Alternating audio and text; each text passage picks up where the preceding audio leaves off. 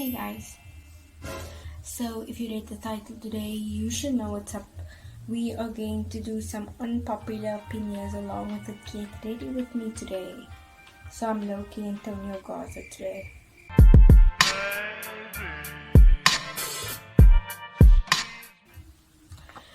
So yeah, if you're wondering why my hair looks so oily and shiny, it's just gel wax, so whatever. So yeah, I really wanted to try this trend of unpopular opinions when people just state their facts, state what they think about a thing. So yeah. Oh, and this is a natural hair edition. Obviously, I'll be doing my hair and everything, so might as well keep you busy. So let's start with my first unpopular opinion. I'm actually worried to do this because like a lot of the things might touch you the wrong ways, but anyway, and I'm doing it in no order, so I'm just like blurting out things that I think. So my first unpopular opinion is that co-washes are gross.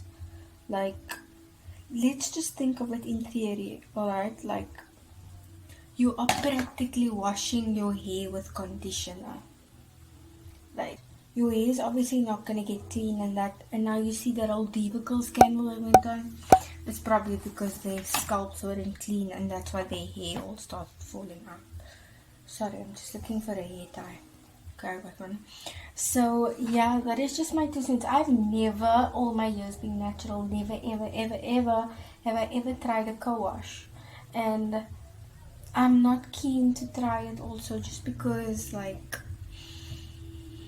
I like having that clean scalp. I like having that, even though we don't get it from a lot of our natural products, but yeah. Oh, look how nice this gel wax leaves my. Do I have it here? Then I can show you guys. Yeah, I got it from It's Perfect Touch. It's their gel wax. I put in a few because my hair was like sleek back earlier on. So now I just want to do 2 ponytails. Okay, so we were on topic of why co-washes are gross, and on that topic let's also move on to the next one, which are sulfates are okay. Like, I don't know why this natural hair community like literally made us hate sulfates. Like, if I don't know ingredients, but I know if I see sulfate on the ingredients, it's probably bad. So where we came up with that, like, I know it's like there's a lot of benefits that come with not ever using sulfate, but or just not consistently using sulfate, but you use sulfate once in a while. Like, I use sulfate once every month. I have like a normal hair shampoo that I'll wash my hair with because I guess I get that squeaky clean feeling, and like, you see how much product I have on my hair alone now. Like, I have, when I put on product once on my hair, it's probably enough for 2 styles. So yeah, once in a while I do think that we do need sulfate on our hair just to get our scalps nice and clean. Oh, my puffs are getting huge now.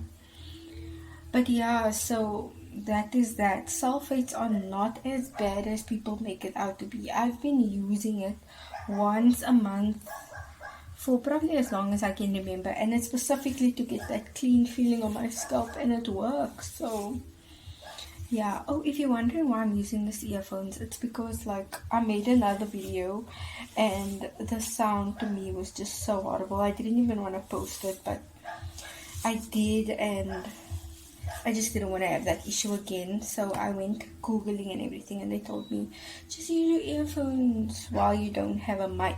So I need to save up for a nice Bluetooth mic. Yeah. On to my next unpopular opinion. Same way with sulfates, is that mineral oils are okay.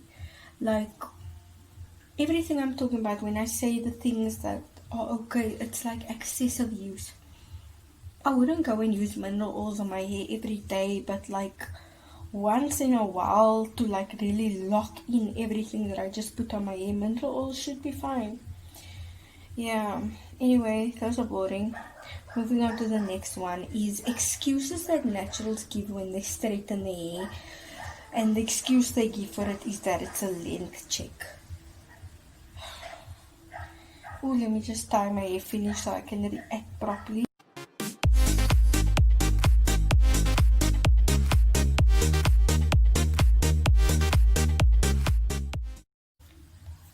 Where are we? Oh, that naturals give this excuse that, oh, I just did a length check, so that's why I straightened my hair.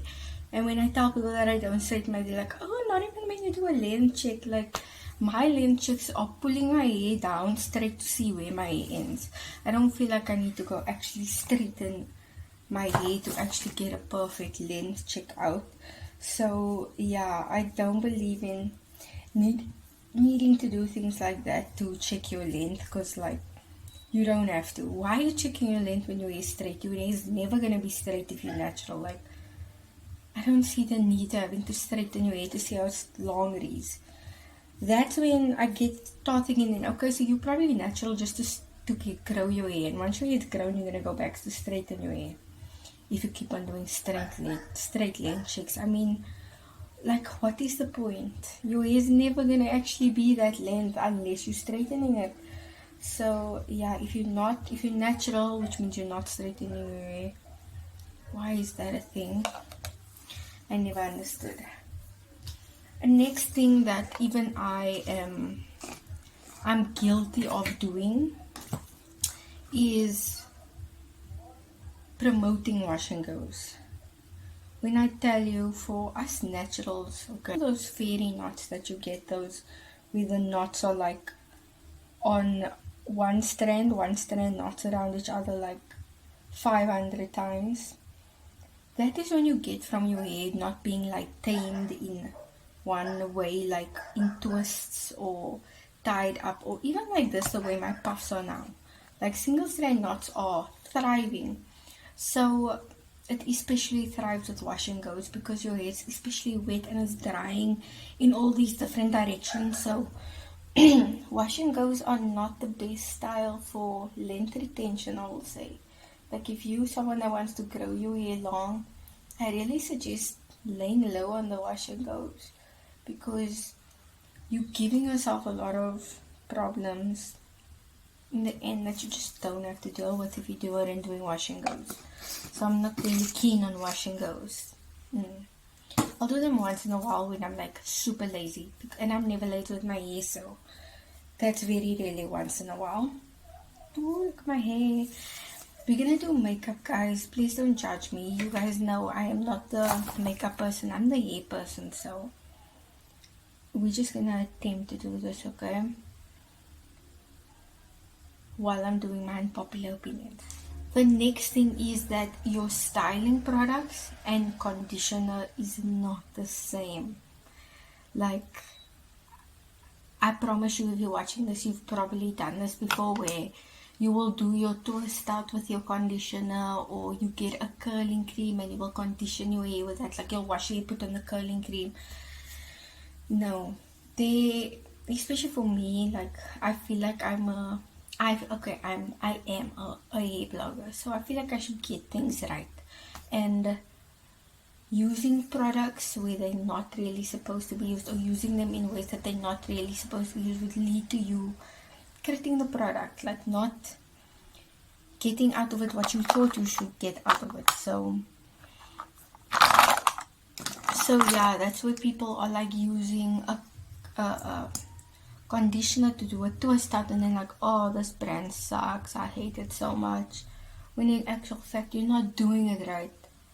So yeah, like, make sure that you know what is your conditioner, what is your styling product and everything, and use them the way they're supposed to be used. Like, rinse out your conditioner. Your conditioner is not a leave-in. It would say leave-in if it was a leave-in. If it's not saying leave-in, don't leave it in. So yeah, as you can see, I'm already onto makeup. Didn't even do a thing. As you can see, this is my Camouflage Essence Concealer. It was like recommended to me by the lady that works at Clicks. So anyway, On to the next one. Is protective styles. Why are they called protective styles if they are not so protecting? Majority of us lose more hair than get more growth when it comes to these protective styles. Um, like I'll put in some pictures about where like braids and everything, and we even conditioned to have this tight feeling, like the fresh braid feeling that even I learned to actually start loving. But yeah, I understand now why they do their eyebrows off camera. So next, where is my, yeah. So that was just like probably a fake with a beauty pencil. So next one is that any hairstyle can be a protective style. It's one of my unpopular opinions. Where protective hairstyle is something that you would kind of leave your hair in for like 2 weeks, and a lot of time we think of braids 2 weeks or longer, like up to even 3-4 months. So a lot of time we think of braids, twists, cornrows, that type of things. But we never think of like a twist style being a protective style or finger coils being a protective style. So, whereas this is where I come in and I believe that, because when I do my finger twist, I can leave them in, like if I maintain them really well, up to 2 weeks. So it's really just how you care about it. So any hairstyle that you can actually leave in and maintain for about a week to 2 weeks counts as a protective hairstyle, and your hair is really thriving in it and being protected in it. So yeah, that is one of my unpopular opinions. How much times am I gonna say unpopular opinions? When protective styling, a lot of people, like, I thought it was just a myth where people were like, oh, girls don't wash their hair, girls with braids, hair stinks, and all this 10,000 nonsense. And I was like, that's not true, because I was somebody that continuously had braids. But then I have a friend that started getting braids recently, and then when I spoke to her, she keeps them for like a month and she does not wash her hair. And I was like, it's you that's been making this. Okay, not specifically just her, but like that is the reason why like certain people are actually not washing their hair. But so that is my unpopular opinion, is you need to use protective styling products when you are protective style. Protective style doesn't mean just putting my hair away and finish clear. No, there are specific washes that you can wash your hair with without water. They are just put in some oils and use products. Like, don't just leave your hair high and dry when it's in a one. Like, there's so much opportunities for you to get your hair thriving in a protective style, and you just want to leave it. Like, no, that is one thing where you should definitely be doing a lot when you have a protective style. Clean your hair, keep your hair nice and fresh, and moisturize your hair, because it's a lot of tension when you think about the protective styles that we're getting. What did I just use, guys? So for my eyelashes, I just use this also Essence. As you can see, I'm very cheap when it comes to makeup. Not the same with their products, but yeah. So okay, so yeah, something that was not cheap, that yeah, this is Too Faced bottle of unicorn tears. So yeah, this is like the highlighter, but it's like a liquid highlighter that's almost like a lip gloss vibe, but just like, I don't even know if I put it on right, but yeah.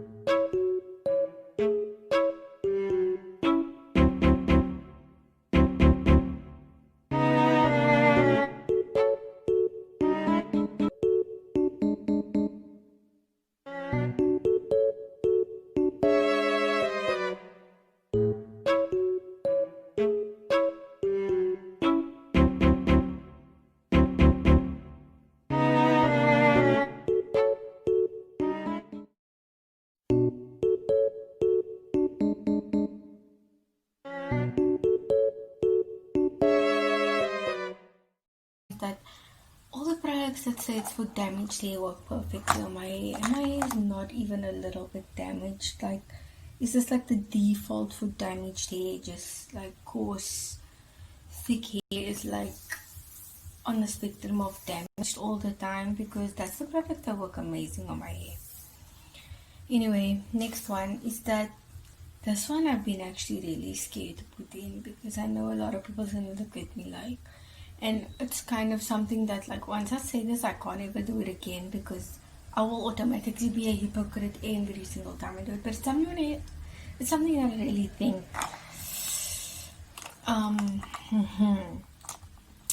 Once you dye your hair or straighten your hair, you're not natural anymore.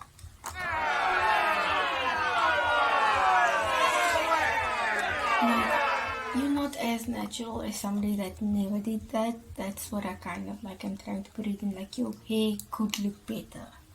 You know, for me, even if you straighten your hair once, I'm still gonna be like, not that your hair looks bad, but I'm sure your hair can tighter than that.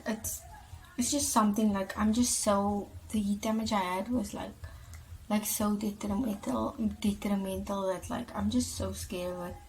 And I think it's more of a me problem, that I'm just so scared of heat. So yeah, I don't understand how other people can go and straighten their hair after being years of natural. But yeah, if you catch me with straight hair, you're catching me slipping.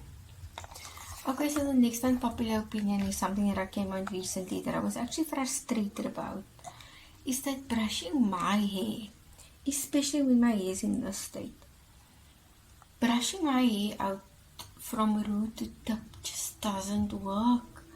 Like, when I brush my hair out, my hair gets so big. So when I brush out my ends and I'm trying to work up, every time as I'm going higher, when I get back to my ends, the brush can't go out. So it's like I have to start from the top and then, like, work that knots out till the bottom, which is bad, but that's how I seem to be brushing my hair out when it's dry. When it's wet, by all means, bottom till top, but when I actually am trying to brush out my curls just to, like, change my hair in the week or something, brush my hair from the bottom to the top is just not working for me.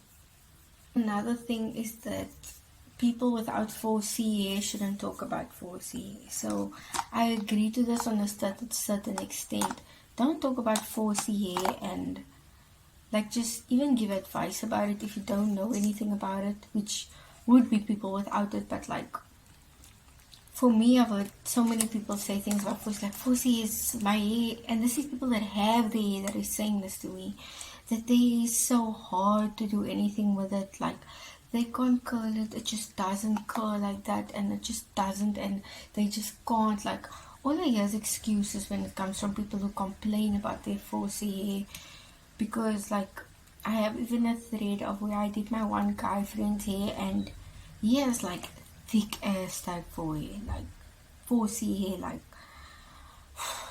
and but I actually took time with him, and I used proper products with heat and everything, and I was like, this was the one time when I actually did his hair, it was kind of like a test to me, like, if I can do his hair, like, it's just gonna prove something to me, I guess. And then I did his hair, and I got it into this amazing finger curls. I'll show you over here a before and a after, and yeah, that was with time and patience, and actually knowing how his hair worked, what I needed to do to get certain results from it. So you need to study your hair if you have type 4C hair, know it works and everything. So your hair might be a little bit tougher, but it's like the toughness is equal to the beautifulness to me. So, like, the toughest is the most beautiful. Like, okay, it's like, this is like the closest my hair is gonna get to type 4C hair, and they just look so much fuller and thicker, and yeah. Anyway, that's an whole other video. Another unpopular opinion that also a lot of people might come for me is that, if I had to be honest, I'm low-key a product junkie. I'm somebody that I love products, but I love just trying them out. I'm not somebody that wants to use the same products all the time. I'm somebody that, if I see a new product, I want it, I want to try it, I want to see what it's going to do. Once I see what it's going to do, I'm done. I'll move on to the next one. So I've tried a lot of products when it comes from cheap to expensive, and there are a lot of products that are not that expensive that work really well. But when I tell you, when it comes to natural hair care, what majority is that more expensive is just better. Like, you actually paying for the quality and everything. Like, I want to get to this point where I use products that are thousands of rands, and people might think like that's just a waste of time, but I really do believe they're doing something different. And I've also seen it when I try a bit more high-end products.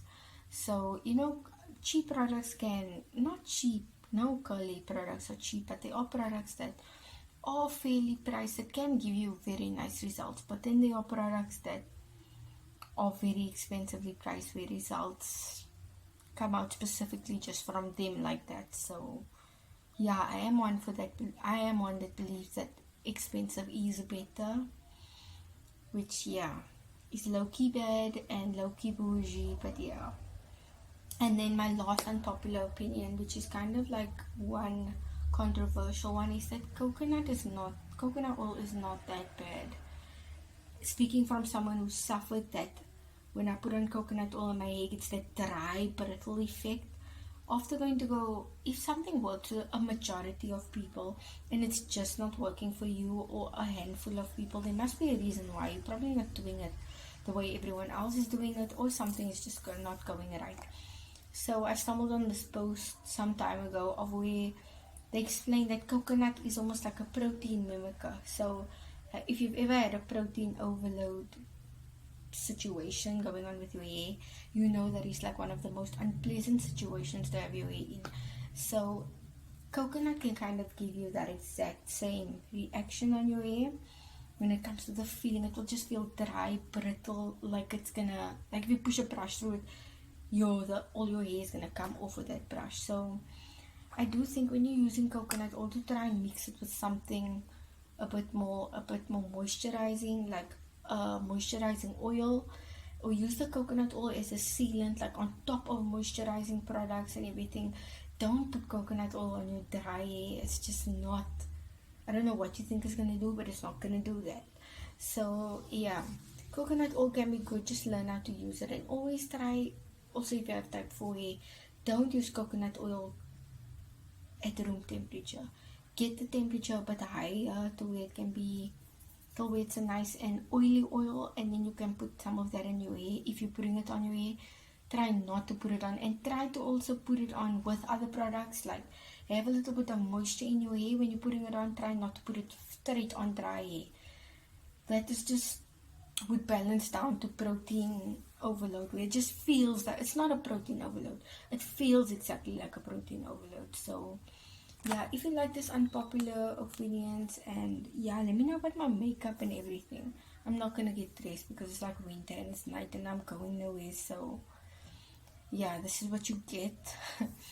But yeah, I hope you like this video, and subscribe to my channel and like this and share to your friends. And yeah, bye.